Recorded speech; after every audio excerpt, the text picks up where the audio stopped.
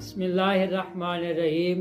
अमीर अल-मोमिनीन इमाम अली अलैहिस्सलाम से रिवायत है कि इल्म 7 वजूहात से माल से अफजल और बढ़ता रहा है। पहली वजूहात यह है कि इल्म अम्बिया की विरासत है, जबकि माल फिरौनों की मिरास है। दूसरा, इल्म खर्च करने से बढ़ता है, जबकि माल खर्च करने से कम होता है। तीसरा, माल की हिफाजत की जाती है, जबकि इल्म साहिब इल्म की खुद हिफाजत करता है।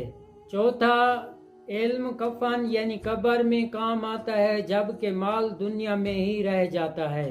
पांचवा, माल मोमिन और काफिर दोनों को मिलता है, जबकि इल्म जो है सिर्फ मोमिन को ही हासिल होता है। छठा, दीनी अमूर हासिल करने में लोग साहिब इल्म के पास आते हैं, न कि साहिब माल के पास। जब कोई मसला इंसान को पेश आता है दीनी अमूर में, तो साहिब इल्म के पास आते हैं, न कि साहिब माल के पास।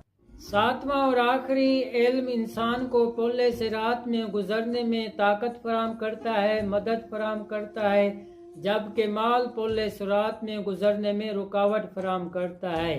ये है 7 इक़साम जो इल्म माल से ज्यादा अफजल है और बढ़तर है। दुआए खुदावंद आलम मुझे और आप सब को इल्म हासिल करने की अल्लाह पाक तौफीक अता फरमाए।